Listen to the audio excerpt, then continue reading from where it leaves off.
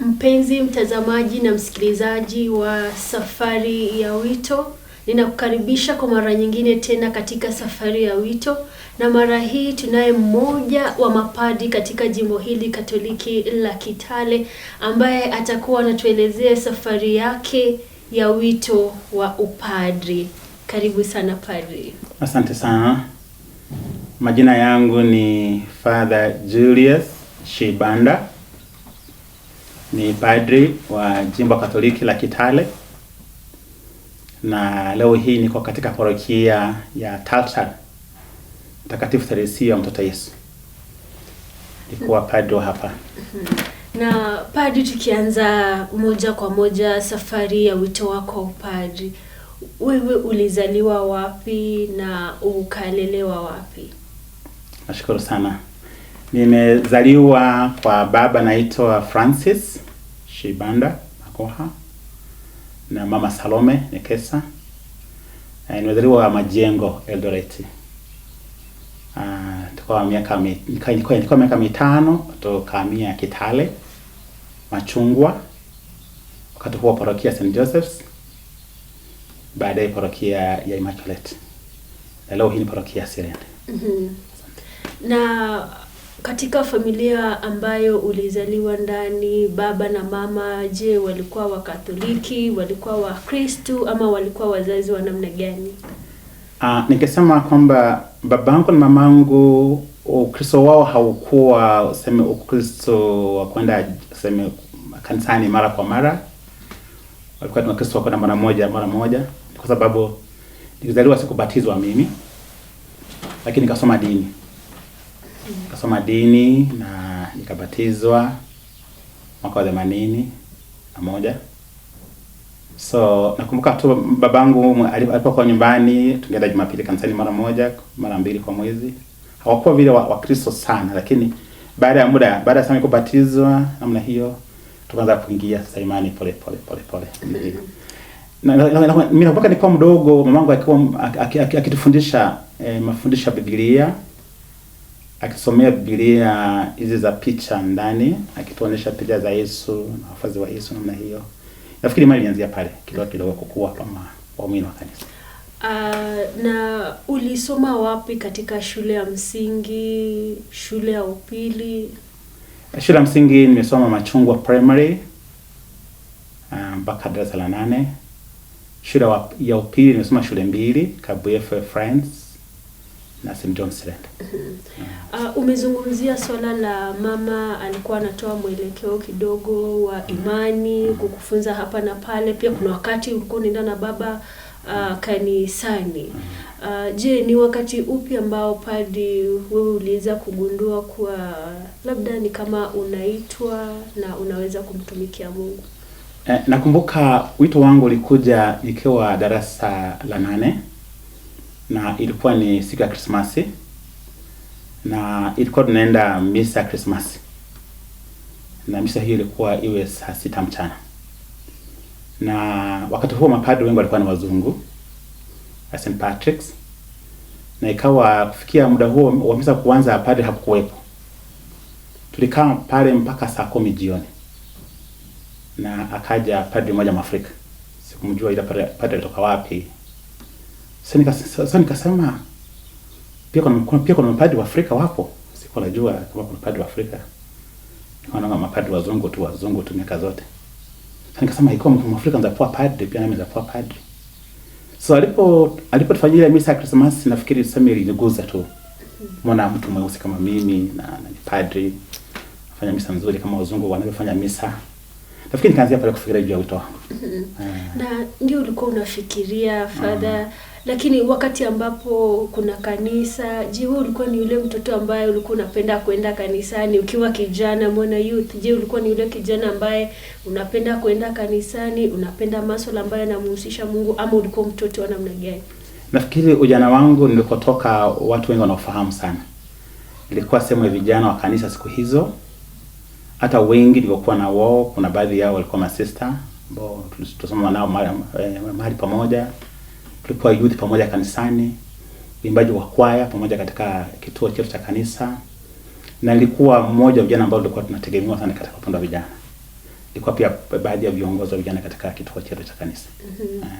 So pia hiyo ilikuwa sehemu moja ya kusafiri nami, yes, kunitia moyo katika wito wa kuwa padri. Na ulikuwa umehisi, umeona padri Mwafrika ukasema pia kumbe pia Mwafrika anaweza kuwa padri.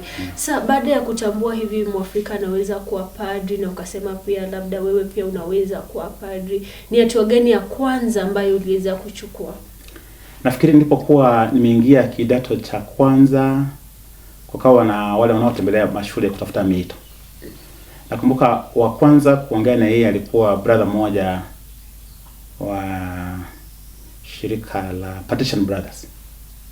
Alikuja kuongea nami juu ya wito hapo, nakumbuka. Pia nikakutana na mwingine kiongozi wa wito shirika la Vincentians. Pia na yeye. Tatu pia nikampata kiongozi wa wito wa SMA. Na pia baadaye nikapata kiongozi wa wito wa jimbo, Father Patrick Scanlon wakati huo. So kuanzia hapo sasa nikawa nimeelewa mambo ya kuhusu mito namna hiyo, form 2, form 3 hapo sasa ndio nikasema sasa ninaamua sasa kuwa padri sasa. Na wakati ambapo uliamua uko na marafiki ambao ni vijana, mmekuwa pamoja, mmeenda kanisa pamoja, alafu pia kuna wazazi na kuna wanafamilia. Ni kina nani wa kwanza ambao uliweza kuambia, na baada ya kuambia walichukulia namna gani wewe hiyo hatua ya kutaka kuwa padri? Nafikiri wakati huo hatuja kuwa na padri katika familia bado, hatuna padri katika mtaa, wakati hamna padri. So ningesema ilikuwa tu ni mambo yangu tu ya chini tu.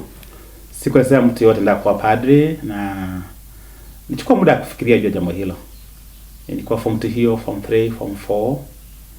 So nilikuwa form 4 nikamwandikia padri Father Scanlon, ambaye alikuwa kiongozi wa wito katika jimbo la Eldoret wakati huo. Na tukutana na yeye, tukaongea na yeye vizuri sana. Na akaniambia siku nimepata kipaimara wakati huo. So akanipeleka klasi ya catechism nifundishe mafundisho ya kuwa mwanafunzi wa kipaimara.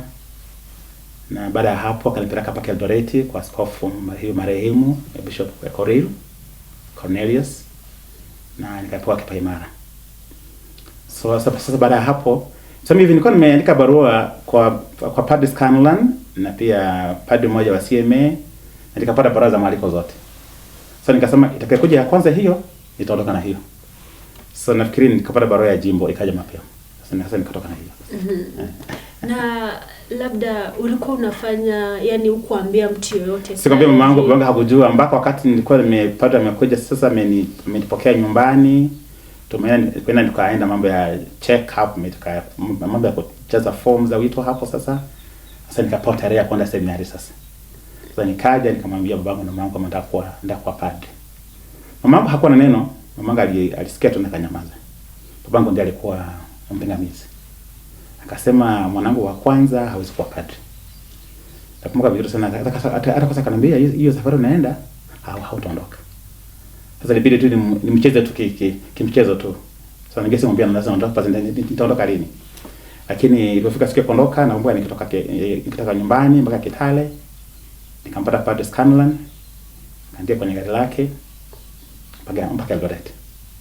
Akanipa Padre Moriasi Francis, alipeleka mpaka seminari ya Moro. Na kwa muda wa kipindi kama mwaka mmoja na nusu babangu hakunisalimia, tuseme nikiingia nyumbani wakati wa likizo, babangu hakunisalimia. Ilibidi wazee wa kanisa, wazee majirani, wanajumuiya wafanye kusema intervention, kuja kumshauri mwanako hajachukua uamuzi mbaya, hii ni kazi nzuri. Sasa akatoa moyo kidogo after year and a half, sasa kama kwa kumsalimia, na akanambia niambie ukweli. So nikamwambia nitakuwa padri. Na sasa nilikuwa tena kufurahia jambo hilo tena hapo, hakulifurahia. So nikamfuta kidogo, nikamwambia niko nafanya course nyingine ya walimu huko ndani tu. Akanambia wewe unataka kwa makosi kule ndani za seminari za kuwa mwalimu, za kuwa kazi nyingine, aina nyingine, daktari ama nurse. Nikasema nasomea walimu. Sasa alikuwa anangojea ni ifike siku ya graduation. Nikaenda mwaka wa kwanza na mwaka wa pili na mwaka wa tatu. Akanambia na hii course yako hujamaliza. Na mimi baba, hii course ni ndefu kidogo. So ikafika mwaka wa tano sasa. Sasa kapata ukweli kwamba sikuwa nasomea walimu, nilikuwa nasomea kuwa padri. Sasa muda huo miaka mitano sasa, wazee wameshamshauri, wazee wameshamwelekeza, sasa isikabidi tu akubali. Lakini for year and a half salamu na yeye babangu alikuwepo. Lakini baada ya mwaka na nusu kukawa na amani kidogo.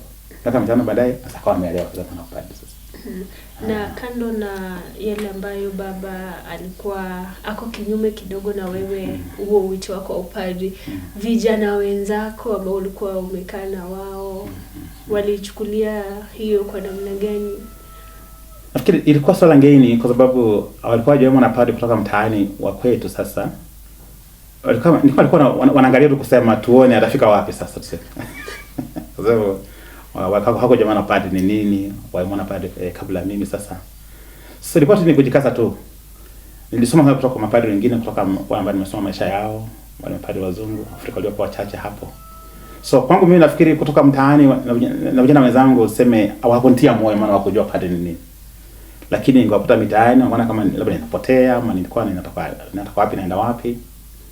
Lakini hatukuwa na mahusiano mabaya, ilikuwa ni nikifika nyumbani tunaingia ushirika wa vijana na wao. Mambo ya semina vijana ilikuwa siku nyingi sana.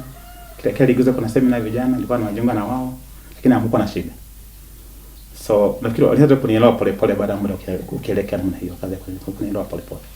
Na sasa wakati ambapo padri umeingia seminari, kuna labda mafikirio yako ama matarajio yako, labda nikienda seminari mambo itakuwa hivi ama yatakuwa namna hii. Wakati ambapo uliingia seminari, maisha kule yalikuwa namna gani?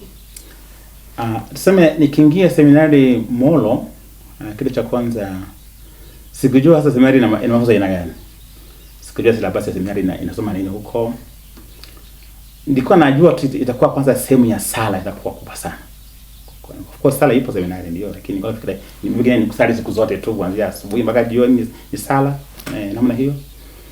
So nikapata kuna sehemu ya sala na pia kuna sehemu ya kisomo ipo pia academia. Sasa nikasema kumbe hapa pia ni masomo iko hapa sasa. So ikawa sasa niweze kuanza kujipanga sasa kuchukua sehemu ya sala vizuri na pia sehemu ya academia vizuri katika masomo haya ya seminari.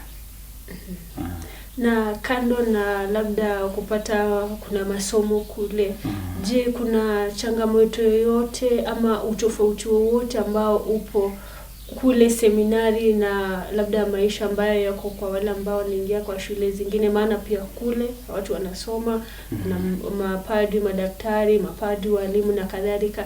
Je, kuna utofauti gani kulingana na jinsi ambavyo uliingia wakati huo? Seminari kuna nidhamu ya hali ya juu sana. Mpangilio wake wa seminari ni training moja ambayo imepangwa kisawasawa tuseme. Kwa nidhamu, kwa sehemu ya sala, kwa kujitolea, kwa muda wa tafakari. Unaona sasa. Kwangu niliona kama nilipenda sana hiyo seminari. Maana mashaka ilikuwa maisha ya mpangilio ulikuwa mzuri sana na ilikuwa inaelekeza kutoa malezi. Vijana wanakuwa mapadri katika upeo uliokuwa mzuri sana. Msingi ulikuwa msingi mzuri kwa masomo, kwa nidhamu na kwa sala. Na kando na hiyo padri, ulichukua muda gani masomo yako pale seminari kabla ya kumaliza? Nafikiri niliingia seminari ya Molo mwaka wa 1992 ya Molo. Nikaenda seminari ya Mabanga Mtakatifu Agostino 93 94 na 5. Mwaka wa 96 nikaenda seminari ya Mtakatifu Mathias Mulumba Tindiki. So yote ilikuwa miaka kulikuwa na mwaka moja pastorali katikati hapa. So miaka 8 ya masomo, mwaka moja pastorali, miaka 9. Na kwa hii miaka 9 padri, ni changamoto zipi ambazo ulizipitia ukiwa pale seminari? Changamoto ningesema unajua penye kuna nidhamu juu kama hiyo sio rahisi kujitunza usipatikane katika kosa, kujizingira na ushawishi namna hiyo. Ni changamoto hizo. Kulikuwa pia na sheria kubwa sana kuhusu upande wa akademia. Kama ungeanguka mtihani ungerudia. So tulikuwa tunafanya bidii sana kuhakikisha kwamba ukifunga muhula haujarudia sehemu ya kisomo sasa. Hii pia kwa changamoto hiyo. Fanya mambo ya research, mambo ya term papers na masomo namna hiyo. Haikuwa rahisi, lakini kwa neema tulifika ikafika. Na umesema kulikuwa na changamoto. Wewe kibinafsi ni hatua gani ambayo ulikuwa unachukua ukiwa kule seminari ili kuhakikisha mwisho wa siku unafikia ile ari yako ya kuwa padri, ile hatua ya kibinafsi ambayo ulichukua? Ningesema pale nilichukua msimamo wangu mwenyewe kama mseminari, na nikaamua kuchukua msimamo wangu wa wito wangu kama padri, ndio kwa padri sasa. Nikapakia tu pale, nikawa ninaomba, natoa maombezi juu ya mwito huo kama nifikia azimio langu la kuwa padri. Nikafuata sheria zinazohusika katika seminari za nidhamu na sala na masomo katika hali kama hiyo. So nafikiri niliweka focus yangu katika safari yangu kwa padri. Nilijua katika seminari kuna baadhi wengi ambao hawakuwa mapadri, ambao tulikuwa nao kama my classmates. Nilijua pengine singekuwa padri wakati mmoja, nilikuwa nasema kama itakuwa niwe padri, nitasema ulikuwa ni wito wangu. Kama singekuwa padri basi ilikuwa sitakuwa padri. Na padri, labda kama unaweza kumbuka mliingia wangapi kama waseminaristi, na mkitoka baada ya kuwa mashemazi na hata kuwa mapadri mlitoka wangapi? Je, kuna wale ambao walibaki hawakuweza kukamilisha ama mlikamilisha wote? Nakumbuka tukiingia seminari ya Molo, kama ikiwa seminari ya kitaifa, ya taifa la Kenya, majimbo yote ya Kenya, tulikuwa wanafunzi kama 130. Lakini nilikuja kupata ripoti baadaye, baada ya masomo yetu kumaliza, waliokuwa mapadri ama shemazi mapadri nipigane kama 70 tu. So karibu 50 kitu waliweza kubaki. Okay. Na baada ya haya yote padri, ukiwa mseminari bado unatumwa, unakuja wakati wa likizo. Wakati ambapo ulikuwa mseminari ukitumwa wakati wa likizo, labda ulikuwa unafanya mambo gani? Ulikuwa unapenda? Ni sehemu ya malezi pia ya kuwa padri, kwamba ukifunga seminari kufika nyumbani unatumwa na msimamizi wa wito katika parokia mbalimbali, na ukiingia parokiani unakaa kwa Kristo. Hiyo ni sehemu moja ya malezi, kwamba tukae na waumini ili watuelewe na pia tuelewe zaidi. Bila kwa katu parokiani pengine utajua maisha ya Wakristo jinsi yalivyo. Sasa ilikuwa tukae katika familia za Wakristo. Familia zote zilikuwa nzuri, siseme ziliweza kutulea vizuri. Nilichoona ni kwamba ukiingia kituoni, labda kama mseminari umefika pale na ni kituoni na unauliza tuko na mgeni hapa leo, atakaa kwa nani? Kaona kama iko rahisi mtu kusema aje kwangu, useme kulikuwa na Wakristo ambao walikuwa wanajulikana kwa hawa ndio wazazi wa mapadri. Mara nyingi walikuwa hawa ndio wanachukua wa seminari. Kuna wengine ambao walikuwa pengine wapo wanashia starehe kumpokea mseminari, lakini wote walikuwa ni njema tu. Sasa ni kutokana na ni ambaye hapo wakati ambapo umefika ile hatua ya kuwa shemasi, hali ilikuwa namna gani? Na wakati ulikuwa shemasi, labda ni vitu vipi ambavyo ulijihusisha nayo, na ilikuwa ni kwa muda gani hadi wakati ambapo ulipata daraja ya upadri? Nilikuwa shemasi mwezi wa Mei, mwezi wa 5 mwaka wa 2000, nikiwa seminari. Wakati huo ilikuwa majimbo machache sana wanaruhusu mashemasi kupata daraja ya mashemasi katika seminari. Nafikiri kwa jimbo la Nairobi, Kitale, Eldoreti, nafikiri na Homa Bay, nafikiri machache sana wakati huo. So tulikuwa tu mashemasi wachache katika seminari. Na nakuwa tukiandika zile barua za kuwa mashemasi, hapo ndipo kuna uamuzi mkubwa sana hapo. Maana ndio watafanya ukaguzi mkubwa kuona kama utakuwa shemasi, daraja ya ushemasi ndio kwa padri. So kulikuwa na ile anxiety ile kufikiria sana kama atakubalika kama sitakubalika. So nikaandika barua yangu katika jimbo baba askofu mstaafu Most Glory na kiongozi wa wito wakati huo, Father Cosmas Ngomba. Alikuwa Father Cosmas Ngomba wakati huo. Na nilingojea kama mwezi mmoja hivi na majibu yakaja kwamba nimestahili kupewa daraja kwa shemasi. So hapo ndio sasa babangu na mamangu sasa kwamba sasa kumbe ilikuwa reality kwamba nilikuwa nasoma kwa padri, sasa nilikuwa shemasi. Nashukuru waumini ambao walikuwa nami, Wakristo wangu wa Machungwa na parokia yangu ya Sirende. Wakati huo nilikuwa chini ya Padre Father Joseph Kamau. Alikuwa paroko wangu wakati huo. Wanipatia malezi mazuri sana kwa shemasi wakati huo. Nawashukuru sana wao. Ulichukua muda upi ndiposa ukaweza kupadrisha, ama wakati ambapo umepata ile daraja ya kuwa shemasi? Labda ni vitu vipi ambavyo unavifanya baada ya muda gani ndio sasa uweze kupadrishwa? Baada ya kuwa shemasi nilichukua muda tena mwaka mwingine mmoja nafikiri. Maana nilikuwa shemasi mwaka wa 2000 mwezi wa 5. Nikatuma parokia ya Endebess kufanya kazi na Padre Matt McGrath kwa ule muda wa likizo. Tukafungua tena nikarudi seminari mpaka mwezi wa Disemba sasa. Mwezi wa 11 hapo. Tukafunga sasa shule kabisa sasa. Nikafunga shule kabisa. Baada nikali shemasi nikatumwa tena kufanya kazi na Padre hivi leo marehemu Father Francis Xavier Pondo, parokia Immaculate. Ilikuwa report na tarehe 4 Disemba na yeye mwaka 2000. Nikafanya pale mpaka mwezi wa 5 2001. Nikatoka hapo tena nikatumwa parokia ya Chepnyar na Father Mike Dillon, nilikuwa shemasi tena mpaka mwisho wa mwaka huo 2001. Na baada ya huo muda pale ni wakati upi ambao ulifika ndio ukaanza hizo shamra za kupangilia kwa ajili ya upadrisho wako? Na ilifanyika wakati gani? Na wakati ambapo ilifanyika, labda wanafamilia walikuja, marafiki, ya hali ilikuwa namna gani, na pia na wewe ulihisi namna gani?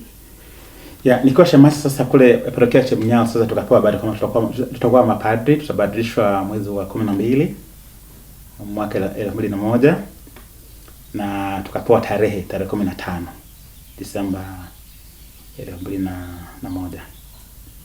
So kufikia mwezi wa 9 hapo, so tukaanza maandalizi ya kufanya mpangilio za upadrisho sasa. Nashukuru wazazi wangu, nashukuru kituo changu cha Machungwa, Mtakatifu Yusufu, nashukuru parokia ya Sirende na parokia siku hizo Father Joseph Kamau ambaye alisaidia sana katika mpangilio wa daraja ya upadre. Na tarehe 15 mwezi huu wa Disemba tukawa mapadri, nikabadilishwa kuwa padri parokia Cherangani na baba askofu mstaafu Monsolor. Hiyo siku ilikuwa namna gani padri? Ulihisi namna gani? Imekuwa safari ya miaka 9, si miaka michache. Safari imekuwa ndefu, imekuwa na changamoto za hapa na pale. Wewe kwanza ulijihisi namna gani wakati sasa unakuwa padri rasmi? Ningesema ilikuwa siku nzuri, siku ya furaha. Ilikuwa ni siku ya kushukuru Mungu kwamba nilichokuwa nimeombea, nimetaka, nimeshakipata. Ilikuwa siku ya kusema asante sana kwa Mungu, na pia kuleta ile ukamilifu, ile tafrida, ile starehe, fulfillment kwamba Mungu amenibariki, nimefikia wito wangu kwa padri. Nilijua changamoto zitakuwa baadaye kwa kama padri, kwa changamoto nyingi katika maisha ya padri, lakini nikasema mali nimefika sasa. Nafikiri nimeshukuru maana nimefikia kiwango hiki. Kwanza mwanzo mpya tena kwa padri sasa. Na wazazi kama baba wakati ule alikuwa hakuwa nataka uweze kuitikia wito kwa padri. Labda baba, mama, ndugu zako, wanafamilia walihisi namna gani siku hiyo? Niseme walihisi vizuri sana familia. Hata babangu sasa ndio akawa karibu nami sana. Hata nashangaa wakati nilikuwa padri, niliporejea nyumbani, babangu akanipatia hadithi tena.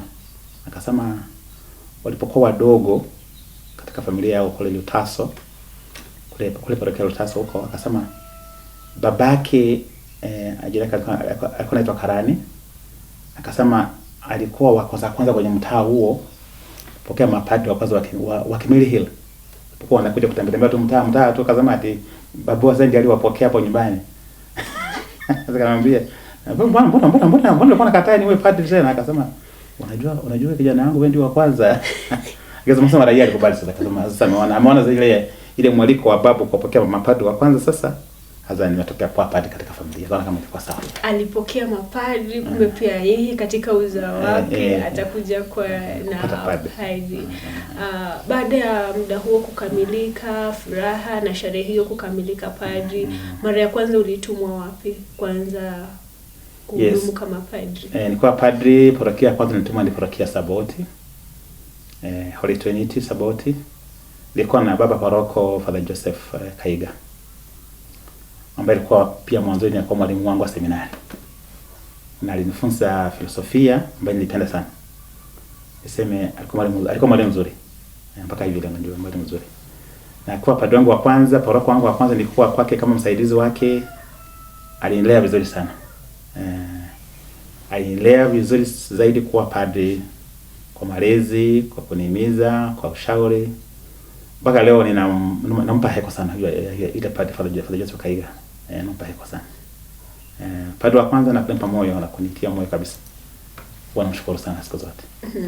Na baada ya hapo labda ni wapi tena ulitumwa, ukatumwa wapi hadi wakati huu? Yes, baada ya kutoka parokia ya Saboti nikasoma parokia ya Orutumu. Parokia ya Orutumu sikuwa kule muda mrefu sana. Kulikuwa na hitaji la padri katika parokia Kolongolo. So nikaomba tena kwenda katika parokia ya Kolongolo, na hapo ndipo nilikuwa baba paroko wa kwanza, mara ya kwanza sasa. Kwa baba paroko mara ya kwanza. Nafikiri nilikuwa na changamoto, nilikuwa padri mdogo sana, kama miezi tu 10. Nilikuwa baba paroko wa parokia. Nijaribu kuangalia mapadri akaniambia, "Father, usijali wewe, uenda tu." Vile tutakavyoanza tu, anzia hapo tuende namna hiyo. Kwanza nilikuwa nimekataa kwanza. Napoka nikitumwa padri Joseph Kamau kuniomba kama nikakubali huo mwaliko. Nilikuwa nimekataa kwa baba paroko. Nisema ningali kijana mdogo tu na hata sina uzoefu sana. Kanambia pana padri, wewe jitia moyo tu. Ukishapata nafasi uanze huduma. So nikaanza pale. Nikawa parokia Kolongolo kwa miaka 2 hivi, mwaka 2001 hiyo mwezi wa 10, 2002. Na 2002 mwezi wa 10, 2003, 2004. Mwezi wa 11. Baba askofu akaniomba niende nisaidie malezi ya seminari katika shirika la St. Patrick's Gregorian Fathers. Pia hiyo sikukubali, maana nilijua kama ningali mdogo sana kulea mapadri wengine, nisema kama sitaweza. Sasa wakaniambia enda tuje ujaribu. So nikamwambia wacha niende nikaone kwanza kama si. So nikapiga simu Nakuru St. Patrick's Formation House, nikaenda huko kwa wiki moja kwa kana seminari na mapadri wanaofundisha kule ndani. Sasa nikapo wiki moja nikaangalia vile maisha yanaenda, nikaona haikuwa mbaya. Nikasema nataka nijaribu sasa tena hapa. So nikakubalika huko, nikaenda Nakuru 2004 mwezi wa 11. Nilikuwa pale 2005, 2006, 2007 kwa mafundisho ya mapadri. Kutoka hapo nikapewa nafasi kwenda kusoma Ulaya. Shirika la St. Patrick's. Nikaenda kusomea masomo ya biolojia, shahada ya masters katika chuo kikuu kinaitwa Milltown University College. Niko pale Dublin, mji mkuu wa Ireland. Huko nilifanya somo langu la master's degree katika masomo ya biolojia, na pia nilikuwa na nafasi kufanya huduma pia katika sehemu, nilifanya katika parokia moja hapo inaitwa Donbrook Parish. Na mhenzi sana paroko ambaye alinipokea hapo anaitwa Father Martin Clark. Ni marehemu. Kufika Ulaya ni mila mpya, maisha mapya, mazingira mapya. Lakini jinsi alinipokea naye pia nilikuwa Mwafrika tu, na but then nilikuwa Mwafrika pia katika ile parokia. Nilikuwa naangalia Wakristo hivi, ndani mwa Wakristo kulikuwa na familia tu moja mbele kwa Afrika, familia moja peke yake. Na watu wote ni weupe peke yake. Sasa Mwafrika familia moja hapo na pia ni moja hapa katika altari. So mazingira yako vile najaribu kuona vile mazingira yako sasa. Lakini huyu padre alinitia moyo sana. Alinitia moyo, akaniambia kabisa, akaniambia padre jikaze. Mazingira mapya lakini hii ni exposure tu. Sema muda mali kaa hapa nifurahia sana. Anielewa vyema. Nikarudi kutoka Ulaya. Baba Askofu tena kaniomba kwamba nikarejee nyumbani baada ya masomo yangu ili nifanye kazi ya huduma katika jimbo letu. Kutoka Ulaya nikaja katika parokia ya Kajibora, St. John's Baptist. Ilikuwa 2001 Januari nikaanza kazi hapo Kajibora sasa. Na Kajibora ndipo nimekaa miaka mingi. Kajibora nilikaa miaka 10 na nusu. I don't think ndaka nyingine kama muda kama huo sidhani kama ndaka muda kama huo tena, lakini nilikaa vizuri niseme. Walikuwa mimi wazuri, walinipenda sana. Katika parokia hiyo walinidhamini sana. So nilikuwa hapo tena nikaomba kwenda parokia ya Kolongolo tena mara ya pili. Nikamwambia Askofu Most Glory, nilikuwa paroko mara ya kwanza kule Kolongolo. Sasa nitakuwa tena vyema tena nikarejea kwa tena kwa paroko tena. Akaniambia hamna shida. So akantuma tena parokia ya Kolongolo 2001 nafikiri 2001. Yes, 2001 mpaka 2021 2022 2023. Sasa nikaja parokia Tata sasa mwezi wa 3 tarehe 20. Niko paka leo sasa. Na katika hii miaka yote padri, labda umehudumu kwa muda wa miaka mingapi hadi sasa? Yes, kufikia mwaka huu Disemba tarehe 15 sasa nitakuwa nimekuwa padri miaka 25. Na katika hii miaka 25 ni changamoto zipi ambazo umekuwa unapitia katika wito wako wa upadri? Na hizo changamoto ulikuwa unafanya namna gani ili kuhakikisha kuwa changamoto hazikushindi bali unashinda? Nafikiri ile changamoto ambayo nimeona sana katika maisha ya upadri hasa kuwa kiongozi, na si kiongozi padri pekee, kiongozi wa chuo, kiongozi wa eneo. Kuna wale ambao wanakuelewa, wengine hawakuelewi. Na hasa miaka hizi za leo ambazo ziko miaka za mitandao na ulimwengu wa wazi, wale wanaokuelewa watakuelewa vizuri, kufanya kazi nawe vizuri. Wasioelewa watakudhania kitu tofauti.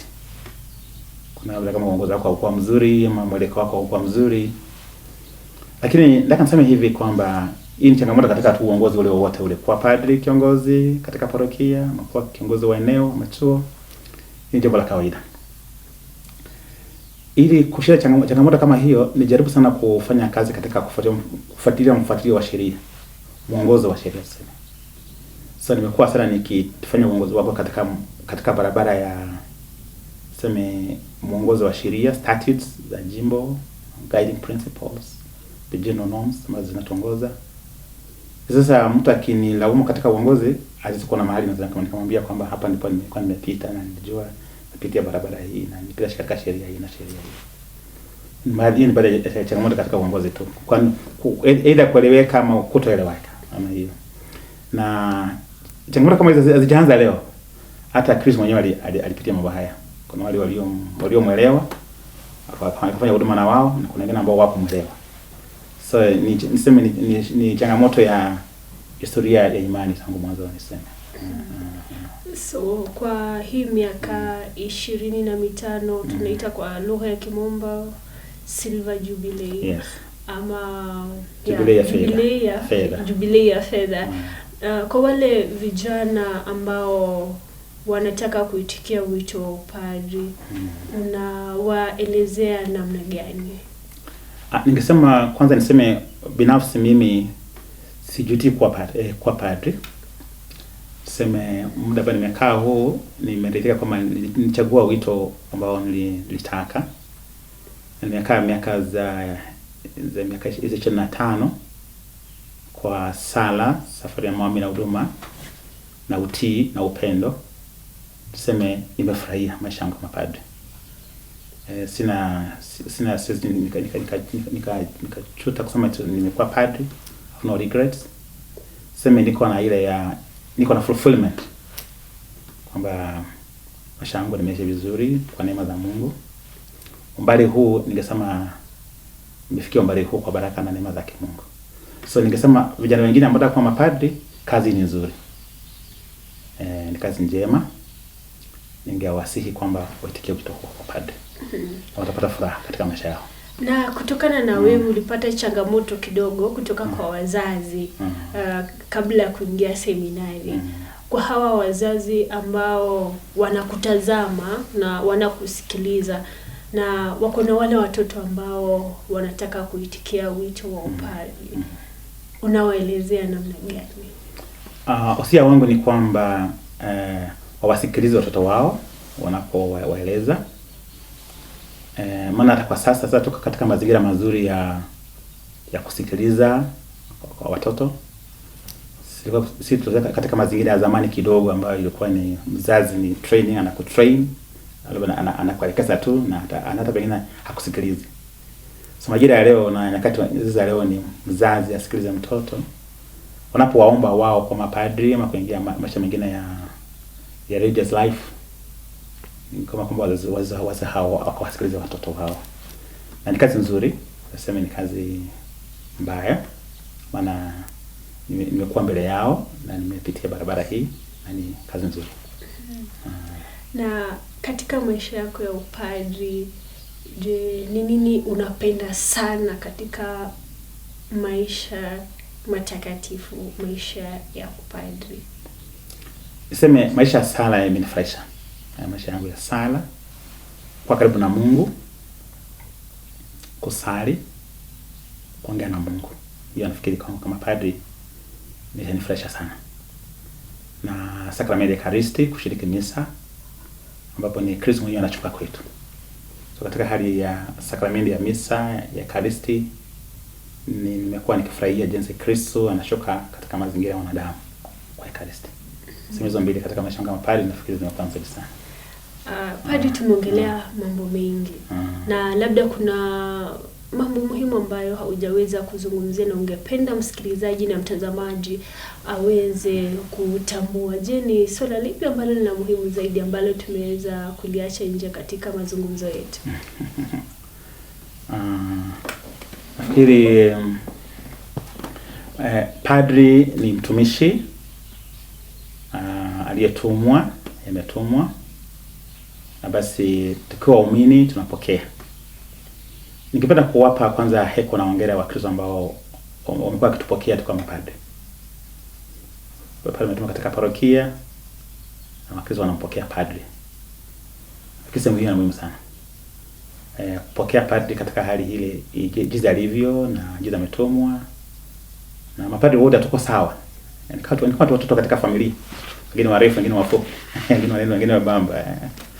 So tukiwa Kristo pokea mapadri wetu ambao utumwa kwetu, tuwapokee. Nashukuru wale ambao wanalea mapadri. Niko na familia ambazo zimenilea kama padri, ni marafiki zangu sana wa karibu. Nataka nishukuru sana familia hizo ambazo wamenilea. Na ikujalisha nilikaa kwao, nikaenda kupeleka nyingine, nikapewa transfer kupeleka nyingine, na wanaenda kutulea kama wazazi wetu wa waumini. Nataka nashukuru sana wao. Nafikiri kukaa karibu na mtumishi wa Mungu kama familia ni kitu kizuri. So ikuwa wewe ni familia na wewe ni the Christian family na una padri anakuhudumia, ni vyema sana kukaa karibu na mapadri. Waombeeni kwa Mungu na pia mwasupport katika huduma za kiinjili. Jambo lako la mwisho, kabla jambo la mwisho padri, sherehe ya miaka 25. Sasa sherehe imeanza sasa nafikiri. Nimesindua tayari, nimelaunch jubilee ya fedha miaka 25 kama padri tarehe 12 mwezi wa Julai. Na tayari nataka nishukuru sana kwamba niko na kamati ambao tayari wameshaanzisha matayarisho haya ya jubilee. Kuna kamati ya Trans Nzoia Pastoral Region na pia kuna kamati ya West Pokot Pastoral Region.